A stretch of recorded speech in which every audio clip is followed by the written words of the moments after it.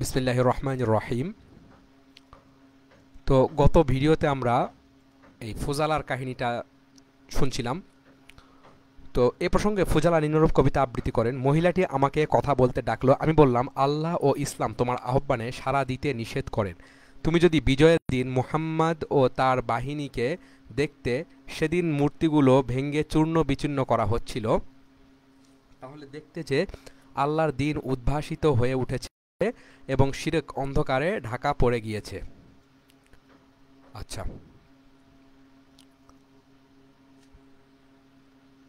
ইবনে ইসহাক বলেন, মক্কা বিজয়ে অংশগ্রহণ করেছিলেন সর্বমোট 10,000 মুসলমান। তন্মধ্যে বনু সুলাইম গোত্রের 700, মতান্তরে 1000, বনু গিফার ও বনু আসলামের 400, মুজাইনার 1003 জন, আর অবশিষ্ট সবাই কুরাইশ ও আনসার, তাদের মিত্র এবং তামিম, কাইস, আদাস গোত্রদ্বয় সহ আরব গোত্রসমূহের লোক। মক্কা বিজয়ের দিন সম্পর্কে রচিত প্রসিদ্ধ কবিতা হল হাসান বিন সাবেত আনসারীর কবিতা। জাতুল আসাবি ও জিওয়া থেকে আজরা পর্যন্ত গোটা এলাকা উজাড় হয়ে গেছে। জিওয়ার ঘরবাড়ি বিরান হয়ে গেছে। বনু হাস্সাস গোত্রের এলাকা এখন ঊষর মরুভূমি। প্রবল বাতাস তার চিহ্ন মুছে দেয় এবং আকাশ সেখানে বাড়ি বর্ষণ করে না। ইতিপূর্বে যেখানে একজন উপকারী বন্ধু ছিল, ওই এলাকার শ্যামল বনানীতে উট মেষ চড়ে বেড়াতো। সেসব স্মৃতিচারণ এখন থাক, কিন্তু মজার ব্যাপার এই যে রাত গভীর হয়ে এলে আমার ঘুম আসে না। এর কারণ সেই আলুলায়িত কুন্তলা, এলোমেলো বিশৃঙ্খল অবস্থা যা তাকে জাপটে ধরেছিল। ফলে তার মনের শান্তি ঘুচাবার উপায় নেই। যেন বাইতুর রাসের গুপ্ত বস্তু মধু ও পানি তার সাথে মিশানো হতো। একদিন যখন পানীয় বস্তুসমূহের পর্যালোচনা হবে, তখন দেখা যাবে ওইগুলো উৎকৃষ্ট সুপেয় বস্তু এবং উৎসর্গীকৃত। তাকে তিরস্কারের অধিকার দেব যদি আমরা তিরস্কারযোগ্য কোনো কাজ করি, চাই তা গালাগাল বা প্রহার পর্যন্ত গিয়ে গড়াক। আমরা সেই সব পানীয় পান করব, ফলে তাৎক্ষণিকভাবে আমরা রাজা বাদশাহে পরিণত হব সেই সিংহে যা কোনো কিছুর সম্মুখীন হতে ভয় পায় না। আমাদের অশ্বারোহী বাহিনী থেকে আমরা বিচ্ছিন্ন হয়ে পড়েছি, যা ধুলা উড়িয়ে ছোটে এবং যার গন্তব্য হলো কাদা, মক্কার উচ্চভূমি। কাদা হচ্ছে মক্কার উচ্চভূমি। জানি না তোমরা তা দেখেছ কিনা। যে বাহিনী লাগাম নিয়ে ঝগড়ায় লিপ্ত হয়, কে আগে সওয়ার হবে সেজন্য, যা অতিশয় আগ্রহী এবং যার ঘাড়ের উপর রক্ত পিপাসার বর্ষা রয়েছে। আমাদের ঘোড়াগুলো অতি দ্রুত বেগে ছোটে। মহিলারা ওড়না দিয়েও তাকে হাঁকিয়ে নিতে পারে। তোমরা যদি আমাদের বাধা না দাও, তাহলে আমরা উমরা করব। অবশ্য বিজয় অবধারিত হয়ে আছে এবং সমস্ত পর্দা ছিন্ন হয়ে গেছে, অর্থাৎ বিজয়ের সুস্পষ্ট আভাস পাওয়া গেছে। অন্যথায় ভবিষ্যতের কোনো যুদ্ধের জন্য অন্বেষা করো। আল্লাহর দূত জিবরিল আমাদের মধ্যে রয়েছেন। তিনি এমন পবিত্র আত্মা যার সমতুল্য কেউ নেই। আল্লাহ বলেন যে, এমন এক বান্দাকে আমি পাঠিয়েছি যিনি বিপদ আপদে উপকারী হক কথা বলে থাকেন। আমি তার কার্যকলাপের সাক্ষী, তোমরা তাকে মেনে নাও। কিন্তু তোমরা হে মক্কাবাসী জবাব দিলে, আমরা তাকে মানব না, মানবার কোনো ইরাদা আমাদের নেই। আল্লাহ আরও বলেন,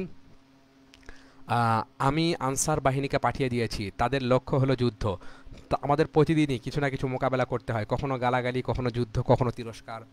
যারা তিরস্কার বা গালাগালি করে তাদেরকে ছন্দায়িত ভাষায় দাঁত ভাঙ্গা জবাব দিই, আর যারা আমাদের রক্তপাতে লিপ্ত হয় তাদের উপর আঘাত হানি। আবু সুফিয়ানকে জানিয়ে দাও, আমাদের মক্কায় প্রবেশ আসন্ন, আর এটা স্পষ্ট হয়ে গেছে যে আমাদের তরবারি তোমাকে গোলাম বানিয়ে ছেড়েছে এবং আব্দুদ্দার গোত্রের সর্দারদের দাস বানিয়ে ছেড়েছে। আব্দুদ্দার গোত্র, তুমি মুহাম্মাদকে গালাগালি করেছ, আর আমি তার জবাব দিয়েছি আল্লাহর কাছে তার প্রতিদান, এবং আল্লাহর কাছে তার প্রতিদান রয়েছে। তুমি এক পরম কল্যাণময় পরোপকারী ও একনিষ্ঠ সত্যপন্থীকে গালাগালি করেছ, যিনি আল্লাহর পরম বিশ্বস্ত এবং ওয়াদা পূর্ণ করা যার জীবনব্রত। যে ব্যক্তি আল্লাহ রাসূলকে গালাগাল করে আর যে ব্যক্তি তার প্রশংসা করে ও সাহায্য করে, সে কি সমান হতে পারে? বস্তুত আমার পিতা, দাদা এবং আমার সম্ভ্রমের বিনিময়ে মুহাম্মদ সাল্লাল্লাহু আলাইহি ওয়াসাল্লামের সম্ভ্রমকে তোমাদের হাত থেকে রক্ষা করব। আমার জিহ্বা অকাট্য এবং নির্দোষ। আমার সমুদ্রকে কোনো অপবিত্র বালতি দিয়ে কলুষিত করা সম্ভব নয়। হুনাইনের যুদ্ধ, 8ম হিজরি। হাওয়াজিন গোত্র রাসূলুল্লাহ সাল্লাল্লাহু আলাইহি ওয়াসাল্লামের মক্কা বিজয়ের কথা শুনে মালিক ইবনে আউফের নেতৃত্বে সংঘবদ্ধ হলো। হাওয়াজিনের সাথে বনু সাকিফ, বনু নাসর, বনু জুসাম, বনু সাদের সকলে ও বনু হিলালের স্বল্প সংখ্যক লোকও সংঘবদ্ধ হলো। বনু সাদ ও বনু হিলালের এই মুষ্টিমেয় লোক ছাড়া বনু কায়েসের আর কেউ এই সমাবেশে অংশগ্রহণ করেনি। বনু জুসাম গোত্রে দুরাইদ ইবনে সাম্মা নামক একজন প্রবীণ লোক ছিল। সে যুদ্ধ সম্পর্কে অভিজ্ঞ পারদর্শী ছিল। যুদ্ধের পরামর্শ দেওয়া ছাড়া আর কোনো কিছু করার ছিল না। বনু সাকিফের দুজন সর্দার ছিল। তাদের মৃতদের মধ্যে ছিল কারেব ইবনে আসওয়াদ, আর বনু মালিকের ছিল জুলখিমার, সুবাই ইবনে হারেস এবং তার ভাই আহমার ইবনে হারেস। বনু মালিকের ছিল জুলখিমার সুবাই ইবনে হারেস আর তার ভাই আহমার ইবনে হারেস। তবে মালিক ইবনে আউফ নাসারি ছিল গোটা বাহিনীর সর্বোচ্চ অধিনায়ক। মালিক রাসূলুল্লাহ সাল্লাল্লাহু আলাইহি ওয়াসাল্লামের বিরুদ্ধে আক্রমণ পরিচালনার সিদ্ধান্ত নিলে তার বাহিনীর লোকদের প্রত্যেককে নিজ নিজ স্ত্রী, সন্তান ও আস্থাবর সম্পদ সঙ্গে নিয়ে যেতে বাধ্য করলো। আওতাস উপত্যকায় পৌঁছলে তার কাছে দুরাইদ ইবনে সাম্মা সহ বিপুল জনতা সমবেত হলো। দুরাইদ আওতাস উপত্যকায় পৌঁছে তার লোকজনকে জিজ্ঞেস করলো, এটা কোন জায়গা? সবাই বলল আওতাস। সে বলল, হ্যাঁ, এটা যুদ্ধের উপযুক্ত জায়গা বটে, বেশি উঁচুও না, প্রস্তরময় না, আবার খুব বেশি নরমও না। তবে উট, ছাগল ও গাধার ডাক আর শিশুদের কান্নাকাটি শুনতে পাচ্ছি কেন? সবাই বলল, মালিক ইবনে আউফ তার বাহিনীর লোকদের সাথে তার ধন সম্পদ ও স্ত্রীপুত্র নিয়ে আসতে বাধ্য করেছে। সে বলল, মালিক কোথায়? মালিককে ডেকে আনা হলো। দুরাইদ বলল, ওহে মালিক, তুমি নিজ গোত্রের পরিচালক ও নেতা, আজকের দিনের পরেও কতদিন আসবে তার শেষ নেই, এখানে উট, গাধা ও ছাগলের ডাক ও শিশুর কান্নার আওয়াজ শুনতে পাচ্ছি কেন? মালিক বলল, আমি লোকজনদের সাথে তাদের পরিবার পরিজন ও সহায় সম্পদ নিয়ে এসেছি। দুরাইদ বলল, কেন? মালিক বলল, প্রত্যেকের পেছনে তার পরিবার পরিজন ও সহায় সম্পদ থাকবে এবং তাদেরকে রক্ষা করার জন্য সে প্রাণে লড়াই করবে, রণাঙ্গন ছেড়ে কেউ পালাবে না। দুরাইদ মালিকের যুক্তিকে অসন্তোষ প্রকাশ করে বলল, আসলে তুমি দেখছি মেষ পালকের মতোই, বুদ্ধি রাখো, সেনানায়কের মতো নয়। যে পরাজিত হয় তার কি আর কোনো কিছুতে লাভ হয়? যুদ্ধে যদি পরাজয় ঘটে তাহলে নিজের বিপর্যয়ের সাথে সাথে নিজের পরিবার পরিজন ও ধন সম্পদও গোল্লায় যাবে। দুরাইদ পুনরায় বলল, বনু কাব ও বনু কিলাবের খবর কি? মালিক বলল, তাদের কেউ যুদ্ধে আসেনি। দুরাইদ বলল, তাহলে তো আসল লড়াকু বীর সিপাহীরাই আসেনি। আজ যদি সত্যিকার বিজয় ও গৌরব লাভের সুযোগ থাকতো তাহলে বনু কাব ও কিলাব অবশ্যই আসতো। আমার মনে হয় বনু কাব ও কিলাব যেটা করেছে তোমাদের তা অনুসরণ করা উচিত ছিল। আচ্ছা, তোমাদের সাথে উল্লেখযোগ্য যোদ্ধাদের কে কে এসেছে? লোকেরা বলল, আমর ইবনে আমের ও আউফ ইবনে আমির। দুরাইদ বলল, ওরা দুর্বল যোদ্ধা, ওদের দিয়ে কোনো লাভও হবে না, ক্ষতিও হবে না। হে মালিক, শোনে, হাওয়াজিন গোত্রকে শত্রুর মুখে নিক্ষেপ করে তুমি কোনো ভালো কাজ করোনি। তাদেরকে তাদের নিজ নিজ নিরাপদ স্থানে পাঠিয়ে দাও। তারপর এই মুসলমানদের সাথে তোমার অশ্বারোহী বাহিনী নিয়ে লড়াই করো। তুমি যদি জয়লাভ করো তাহলে পরে এসে তারা তোমার সাথে যোগ দেবে। আর যদি হেরে যাও তাহলে অন্তত তোমার লোকদের পরিবার পরিজন ও ধন সম্পদ রক্ষা পাবে। মালিক বলল, না, আমি এটা করব না। তুমি যেমন নিজে বুড়া হয়েছ, আমার বুদ্ধিও তেমনি জরা ব্যাধিগ্রস্ত হয়েছে। হে হাওয়াজিন জনতা, তোমরা হয় আমার আনুগত্য করবে, নতুবা আমি এই তরবারি নিয়ে শেষ রক্তবিন্দু দিয়ে একাই লড়ে যাব। আসলে দুরাইদের কথা মতো কাজ করে তার খ্যাতি বা বুদ্ধিমত্তার সুনাম হোক, এটা মালিকের মনোপুত ছিল না। সমবেত যোদ্ধারা মালিকের আনুগত্য করার অঙ্গীকার করলো। দুরাইদ বলল, আমি আজকের এ যুদ্ধে অংশ নিয়ে বিপদের ঝুঁকি নিতে রাজি নই। সে কবিতার ছন্দে বলল, হাই, আমি যদি এ যুদ্ধের সময় তরুণ থাকতাম তাহলে হরেক রকমের রণকৌশল দেখাতাম, বিরাট কায় পাহাড়ি ছাগল সদৃশ লম্বা চুলওয়ালা বাহিনী পরিচালনা করতাম। অতঃপর মালিক বলল, মুসলিম বাহিনীকে দেখা মাত্রই তরবারি খাপমুক্ত করে এক যোগে ঝাঁপিয়ে পড়বে। হাওয়াজিনের এই রণপ্রস্তুতির কথা শুনে রাসূলুল্লাহ সাল্লাল্লাহু আলাইহি ওয়াসাল্লাম আবদুল্লাহ ইবনে আবু হাদরাদ আসলামীকে কৌশলে তাদের ভেতরে ঢুকে তথ্য সংগ্রহ করে আনতে পাঠালেন। আবদুল্লাহ তাদের ভেতরে ঢুকে তথ্য সংগ্রহ করে এসে রাসূলুল্লাহ সাল্লাল্লাহু আলাইহি সাল্লামকে জানালেন। রাসূলুল্লাহ সাল্লাল্লাহু আলাইহি সাল্লাম হাওয়াজিনের মোকাবেলা করার সিদ্ধান্ত নিলেন। এই সময় তাকে জানানো হলো যে সাফওয়ান ইবনে উমাইয়ার কাছে অনেক অস্ত্রশস্ত্র ও যুদ্ধ সরঞ্জাম রয়েছে। সাফওয়ান তখনও মুশরিক। তার কাছে লোক পাঠিয়ে রাসূলুল্লাহ সাল্লাল্লাহু আলাইহি সাল্লাম অস্ত্র ও যুদ্ধ সরঞ্জামাদি ধার চাইলেন এবং শত্রুর সাথে লড়াই করার জন্য। সাফওয়ান জিজ্ঞেস করলেন, মুহাম্মদ, তুমি এগুলো কেড়ে নিচ্ছ নাকি? রাসূলুল্লাহ সাল্লাল্লাহু আলাইহি ওয়াসাল্লাম বললেন, না না, ধার নিচ্ছি এবং গ্যারান্টি দিচ্ছি যে এগুলো তোমাকে ফেরত দেওয়া হবে। সে বলল, আমার আপত্তি নেই। অতঃপর সে 100টা বর্ম ও তার প্রয়োজনীয় সংখ্যক অস্ত্র ধার দিল। কথিত আছে যে রাসূলুল্লাহ সাল্লাল্লাহু আলাইহি ওয়াসাল্লাম তাকে ওই সব অস্ত্র পরিবহনের ব্যবস্থা করারও অনুরোধ জানান এবং সে যথাযথভাবে তার ব্যবস্থা করে। পরে রাসূলুল্লাহ সাল্লাল্লাহু আলাইহি ওয়াসাল্লাম মক্কাবাসীদের মধ্য থেকে 2000 এবং মক্কা বিজয়ের সময় তার সাথে মদিনা থেকে আগত 10,000 সাহাবীসহ মোট 12,000 সৈন্য নিয়ে অভিযানে বের হলেন। এই সময় অবশিষ্ট মক্কাবাসীর জন্য তিনি আত্তাব ইবনে উসাইদকে মক্কার শাসক নিযুক্ত করেন এবং নিজে সসৈন্যে হাওয়াজিনের মোকাবেলায় অগ্রসর হন। হারেস ইবনে মালিক থেকে বর্ণিত, তিনি বলেন, আমরা রাসূলুল্লাহ সাল্লাল্লাহু আলাইহি ওয়াসাল্লামের সাথে হুনাইন অভিযানে বের হলাম। আমরা সবেমাত্র জাহিলিয়াত থেকে মুক্ত হয়েছি এবং জাহিলিয়াতের রসম রেওয়াজকে তখনও পুরোপুরি ছাড়তে পারিনি। জাতু আনওয়াক নামক একটা বিরাটকায় সবুজ সতেজ গাছ ছিল। কুরাইশ, কাফিরগণ এবং অন্যান্য আরবরা প্রতি বছর ওই গাছের কাছে আসতো, গাছের ডালে অস্ত্রশস্ত্র ঝুলিয়ে রেখে একদিন তার ছায়া অবস্থান করত এবং সেখানে জন্তু জবাই করত। রাসূলুল্লাহ সাল্লাল্লাহু আলাইহি ওয়াসাল্লামের সাথে হুনাইনে যাওয়ার পথে একটা বড় গাছ দেখে আমরা বললাম, ইয়া রাসূলুল্লাহ, কাফিরদের যেমন জাতু আনওয়াত আছে তেমনি আমাদের একটা জাতু আনওয়াত গ্রহণ করুন। আচ্ছা, রাসূলুল্লাহ সাল্লাল্লাহু আলাইহি ওয়াসাল্লাম বললেন, আল্লাহু আকবার। মুসা আলাইহিস সালাম জাতি তাকে যেমন বলেছিল কাফিরদের যেমন দেবদেবী আছে আমাদের জন্য তেমনি একজন দেবতা গ্রহণ করুন। তোমাদের উক্তিটাও তেমনি। এগুলো পুরনো প্রথা, তোমরা প্রাচীন প্রথাকে আঁকড়ে ধরে থাকতে চাচ্ছ। জাবের ইবনে আবদুল্লাহ রাদিয়াল্লাহু আনহু বলেন, আমরা হুনাইন প্রান্তরের কাছাকাছি চলে এলাম এবং তিহামার একটি প্রশস্ত পার্বত্য উপত্যকার মধ্য দিয়ে নেমে চলতে লাগলাম। তখনও ভোরের আলো দেখা দেয়নি। শত্রু সেনারা আমাদের আগেই ওই উপত্যকায় আশ্রয় নিয়েছিল এবং সংকীর্ণ দুর্গম গিরিগুহায় ও তার আশেপাশে লুকিয়ে আমাদের জন্য ওত পেতেছিল। তারা পূর্ণ প্রস্তুতি নিয়ে অপেক্ষমান ছিল। আমরা সম্পূর্ণ নিঃশঙ্ক চিত্তে গিরিপথ দিয়ে নেমে চলেছি।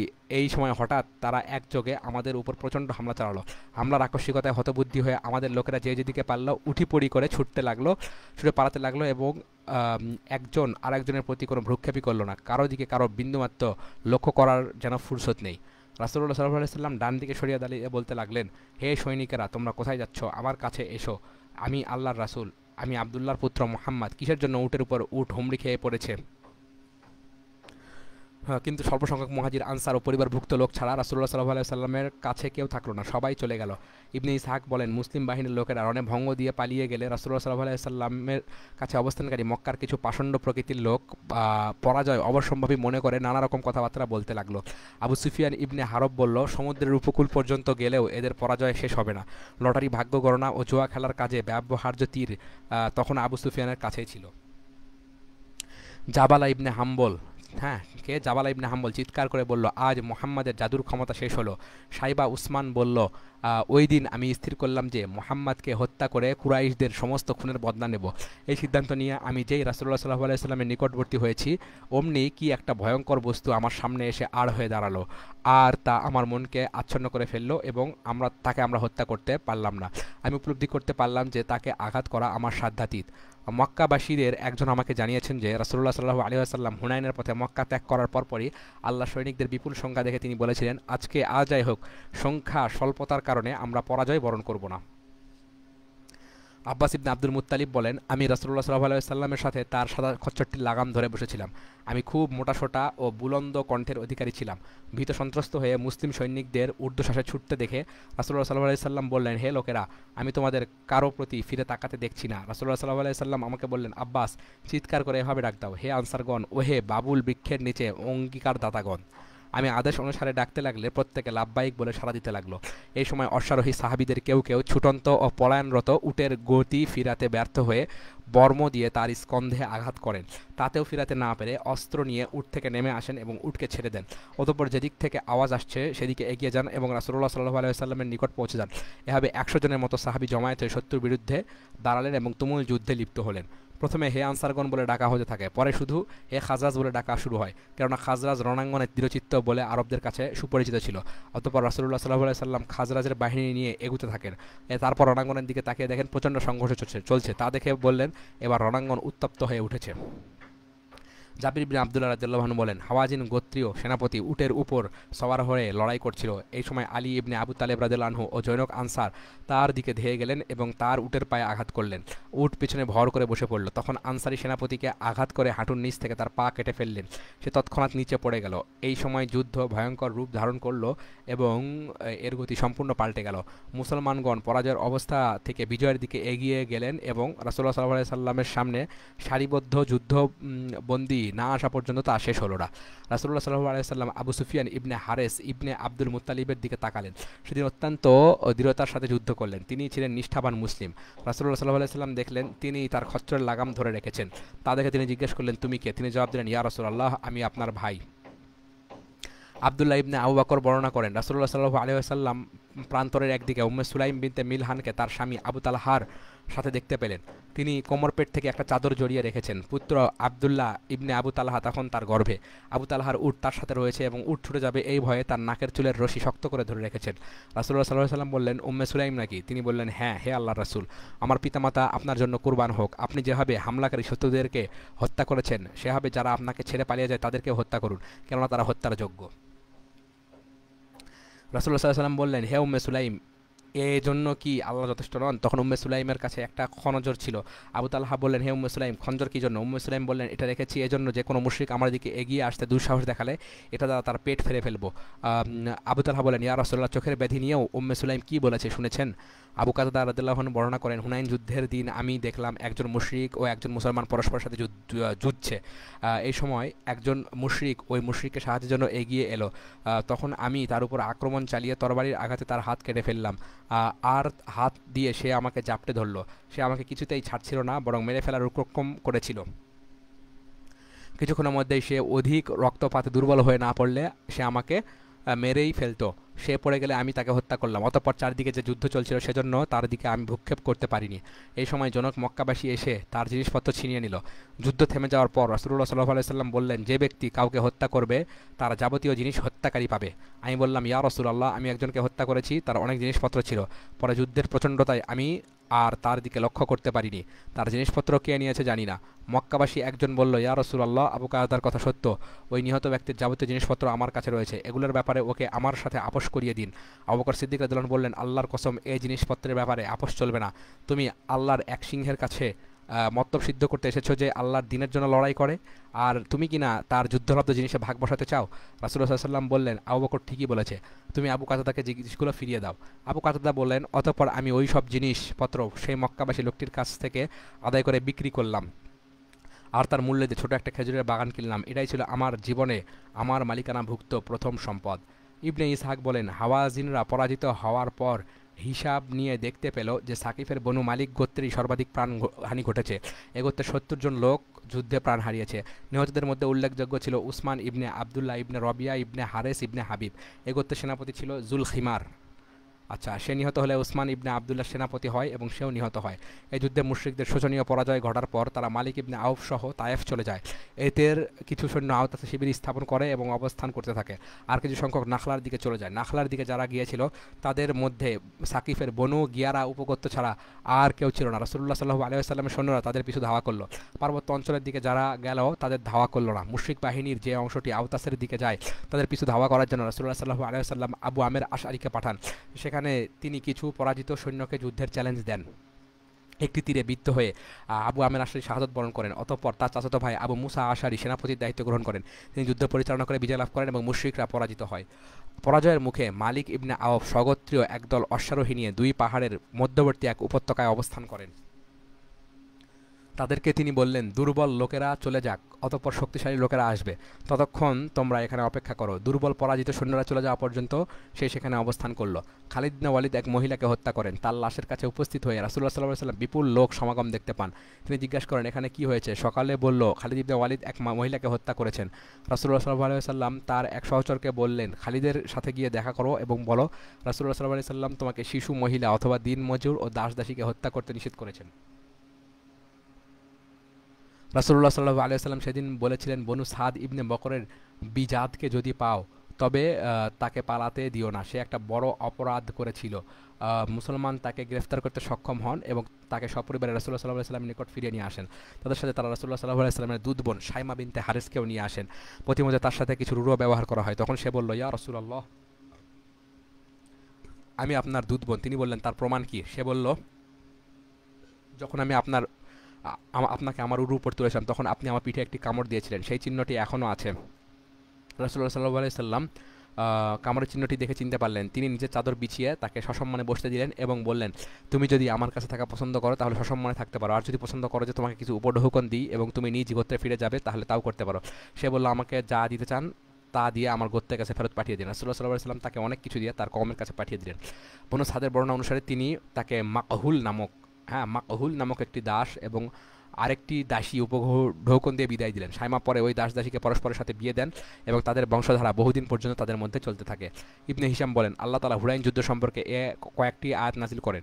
আল্লাহ তোমাদেরকে অনেকগুলো রণাঙ্গনে সাহায্য করেছেন, হুনাইন যুদ্ধের দিনেও করেছেন, যখন তোমরা নিজের সংখ্যাধিক্যের কারণে গর্বিত হয়েছিলে। ঈদ আজাবাতকুম কাসরাতুকুম ফালাম তুগনি আনকুম শাইআ। ঈদ আজাবাতকুম ঈদ আজাবাতকুম কাসরাতুকুম ফালাম তুগনি আনকুম শাইআ। আচ্ছা, সংখ্যা দিকে তোমাদের কোনো লাভ হয়নি। সেদিন বিশাল পৃথিবী তোমাদের জন্য সংকীর্ণ হয়ে পড়েছিল এবং তোমরা পালিয়েছিলে। অতঃপর আল্লাহ শান্তি ও স্বস্তি আনেন তার রাসূল মুমিনদের প্রতি, আর এমন বাহিনী পাঠান যাদেরকে তোমরা দেখতে পাওনি। আল্লাহ কাফিরদেরকে এভাবে শাস্তি দেন। বস্তুত কাফিরদের সমুচিত শাস্তি এটাই, আত-তাওবা। ইবনে ইসহাক বলেন, অতঃপর রাসূলুল্লাহ সাল্লাল্লাহু আলাইহি ওয়াসাল্লামের সামনে হুনাইনের সমস্ত যুদ্ধবন্দী ও যুদ্ধলব্ধ অর্থ এনে রাখা হয়। মাসউদ ইবনে আমর গিফারিকে গনিমত তত্ত্বাবধানের দায়িত্বে নিয়োজিত করা হয়। রাসূলুল্লাহ সাল্লাল্লাহু আলাইহি ওয়াসাল্লামের নির্দেশে গনিমত ও যুদ্ধবন্দীদের জিরানা নামক স্থানে রাখা হয়। তায়েফ যুদ্ধ ৮ম হিজরি সন। বনু সাকিফের পরাজিত বাহিনী তায়েফে গিয়ে নগরীর দ্বার রুদ্ধ করে দেয় এবং পুনরায় লড়াইয়ের জন্য প্রস্তুতি নিতে থাকে। উরওয়া ইবনে মাসুদ ও গাইলান ইবনে সালামা হুনাইন ও তায়েফের অভিযানে অংশ নেননি। তারা জুরাশে ট্যাঙ্ক, কামান ও দবুর জাতীয় যুদ্ধাস্ত্র পরিচালনার প্রশিক্ষণ গ্রহণ করছিলেন। হুনাইনের বিজয় শেষে রাসূলুল্লাহ সাল্লাল্লাহু আলাইহি ওয়াসাল্লাম অভিযানে বেরোলেন। এই অভিযান সম্পর্কে কাব ইবনে মালিক একটি কবিতা আবৃত্তি করেন। তার অর্থ হলো, তিহামা ও খাইবার থেকে আমরা সকল সংশয় দূর করে তরবারিকে বিশ্রাম দিয়েছিলাম। তরবারিগুলোকে আমরা দাওস অথবা সাকিফের যে কোনো একটি বেছে নেওয়ার অধিকার দিয়েছিলাম। আর যেসব তরবারি যদি কথা বলতো সেসব তরবারি যদি কথা বলতো তবে চূড়ান্ত কথাই বলতো। সে তরবারি যদি তোমরা তোমাদের বাসস্থানের আঙিনায় দেখতে না পাও, তাহলে সেক্ষেত্রে আমাদেরকেও তোমাদেরকে রক্ষা করতে চাইলেও তার প্রতি আমি মোটেই বন্ধুবাপন্ন হব না। আমরা তোমাদের ঘরের ছাদগুলোকে ভেঙে ওয়াজ্জের প্রান্তরে নিয়ে যাব। আচ্ছা, কোন প্রান্তরে? ওয়াজ্জের প্রান্তরে। ফলে তোমাদের ঘরবাড়ি বিরান হয়ে যাবে। রাসূলুল্লাহ সাল্লাল্লাহু আলাইহি ওয়াসাল্লাম প্রথমে নাখলা ইয়ামিনীতে, তারপর কারণে, তারপর মুলাইহে, তারপর থেকে লিয়া এলাকার বুহরাতুর রোগাতে গিয়ে উপনীত হলেন এবং সেখানে একটি মসজিদ নির্মাণ করিয়া তাতে নামাজ পড়লেন। এরপর দায়িকা নামক রাস্তা দিয়ে নাখাবে গিয়ে বনু সাকিফের এক ব্যক্তির জমির কাছে সাদেরা নামক কুল গাছের নিচে যাত্রা বিরতি করলেন। রাসূলুল্লাহ সাল্লাল্লাহু আলাইহি ওয়াসাল্লাম সেই লোকটিকে চরমপত্র দিলেন যে, এই জায়গা খালি করে দিয়ে সরে যাও, নচেত আমরা তোমার দেওয়াল ভেঙে গুড়িয়ে দেব। লোকটি বেরিয়ে যেতে অস্বীকার করলে তিনি তার দেওয়াল ভেঙে দিলেন। অতঃপর রাসূলুল্লাহ সাল্লাল্লাহু আলাইহি ওয়াসাল্লাম আবার যাত্রা শুরু করলেন। তায়েফের কাছাকাছি গিয়ে তাঁবু স্থাপন করে সৈন্যদের নিয়ে তাতে অবস্থান গ্রহণ করলেন। এইখানে কতিপয় সাহাবী তীরবিদ্ধ হয়ে মারা যান। যেহেতু রাসূলুল্লাহ সাল্লাল্লাহু আলাইহি ওয়াসাল্লামের সৈন্যরা তায়েফের দেওয়ালের পাশে অবস্থান নিয়েছিলেন, তাই নগরের ভেতর থেকে তায়েফবাসীর নিক্ষিপ্ত তীর তাদের উপরে এসে পড়েছিল। তায়েববাসীরা শহরের দরজা এমনভাবে বন্ধ করে দিয়েছিল যে মুসলমানগণ তার ভিতরে ঢুকতে পারল না। তীরবিদ্ধ হয়ে কতিপয় সাহাবী শাহাদত বরণ করলে রাসূলুল্লাহ সাল্লাল্লাহু আলাইহি ওয়াসাল্লাম তার গোটা বাহিনীকে নিয়ে নগরী সেই স্থানে স্থাপন করলেন যেখানে আজ তায়েফের মসজিদ অবস্থিত। তিনি তায়েববাসীকে অবরোধ করলেন। রাসূলুল্লাহ সাল্লাল্লাহু আলাইহি ওয়াসাল্লাম এই অভিযানে উম্মে সালামা রাদিয়াল্লাহু আনহা সহ দুজন স্ত্রী সহগামিনী হয়েছিলেন। তাদের জন্য তিনি গম্বুজ আকৃতির দুটি ঘর নির্মাণ করলেন। সেই ঘরের মাঝে তিনি নামাজ আদায় করেন। অতঃপর তিনি সেখানে অবস্থান করতে থাকেন। বনু সাকিফ ইসলাম গ্রহণ করলে আমর ইবনে উমাইয়া রাদিয়াল্লাহু আনহু রাসূল সাল্লাল্লাহু আলাইহি ওয়াসাল্লামের নামাজ পড়ার জায়গা মসজিদ তৈরি করেন। এই মর্মে জনশ্রুতি আছে যে ওই মসজিদে একটি যোদ্ধা দল থাকতো। প্রতিদিন তাদের রণহুঙ্কার ও তর্জন গর্জন শোনা যেত। রাসূলুল্লাহ সাল্লাল্লাহু আলাইহি ওয়াসাল্লাম তায়েফবাসীকে অবরোধ করে তীর ধনুক দ্বারা তুমুল যুদ্ধ করলেন। ইবনে হিশাম বলেন, এই যুদ্ধে রাসূলুল্লাহ সাল্লাল্লাহু আলাইহি ওয়াসাল্লাম কামান ব্যবহার করেন। তায়েফবাসীর বিরুদ্ধে তিনি যে কামান ব্যবহার করেন সেটি প্রথম কামান। তায়েফের প্রাচীর ভাঙার জন্য যে দিনটি নির্ধারিত করা হয়েছিল সেদিন সমাগত হলে রাসূলুল্লাহ সাল্লাল্লাহু আলাইহি ওয়াসাল্লাম একদল সাহাবী নিয়ে ট্যাঙ্কের নিচে ঢুকলেন। তারপর তা নিয়ে তায়েফের প্রাচীর ভাঙার জন্য সংঘবদ্ধভাবে অগ্রসর হলেন। বনু সাকিফ গোত্রের লোকেরা তাদের উপর আগুনে পোড়ানো লোহার শেল নিক্ষেপ করতে লাগলো। এতে সাহাবীগণ ট্যাঙ্কের নিচ থেকে বেরিয়ে আসতে বাধ্য হন। আর যিনি বের হন তিনি সাকিফের তীরে বিদ্ধ হন। এভাবে বেশ কিছু সংখ্যক মুসলমান শহীদ হন। এই পর্যায়ে রাসূলুল্লাহ সাল্লাল্লাহু আলাইহি ওয়াসাল্লাম সাকিফের বাগান কেটে ফেলার নির্দেশ দেন। সাহাবীগণ তা কেটে ফেলতে শুরু করলেন। রাসূলুল্লাহ সাল্লাল্লাহু আলাইহি ওয়াসাল্লাম কর্তৃক বনু সাকিফের অবরোধ চলাকালে একদিন আবু বকর সিদ্দিক রাদিয়াল্লাহু আনহুকে বললেন, হে আবু বকর, আমি স্বপ্নে দেখলাম আমাকে এক পেয়ালা ঘি উপহার দেওয়া হয়েছে। একটা মোরগ এসে ঠোকরাতে ঠোকরাতে পেয়ালার ঘিটুকু ফেলে দিল। আবু বকর বললেন, আমার মনে হয় আজ আপনি বনু সাকিফকে পরাজিত করতে পারবেন না। তাই রাসূলুল্লাহ সাল্লাল্লাহু আলাইহি ওয়াসাল্লাম বললেন, আমার ধারণাও তাই। একদিন ওসমান ইবনে মাজউনের স্ত্রী খুয়াইলা বিনতে হাকিম রাদিয়াল্লাহু আনহু বলেন, ইয়া রাসূলুল্লাহ সাল্লাল্লাহু আলাইহি ওয়াসাল্লাম, আল্লাহ যদি আপনাকে তায়েফবাসীর উপর বিজয় দান করেন তাহলে বনু সাকিফের সবচেয়ে অলঙ্কার সজ্জিতা মহিলা বাদিয়া বিনতে গিলান অথবা ফারেগা বিনতে আকিলের অলঙ্কার আমাকে দিয়ে দিবেন। রাসূলুল্লাহ সাল্লাল্লাহু আলাইহি ওয়াসাল্লাম তাকে বললেন, যদি বনু সাকিফের ব্যাপারে অনুমতি না দেওয়া হয় তাহলেও খুয়াইলা এ কথা শুনে এ কথা শুনে চলে গেলেন এবং ওমর ইবনে খাত্তাব রাদিয়াল্লাহু আনহু কথাটা জানালেন। ওমর তৎক্ষণাৎ রাসূলুল্লাহ সাল্লাল্লাহু আলাইহি ওয়াসাল্লামের কাছে জিজ্ঞাসা করলেন, আচ্ছা কি জিজ্ঞাসা করলেন সেখান থেকে আমরা পরবর্তী ভিডিওতে দেখব।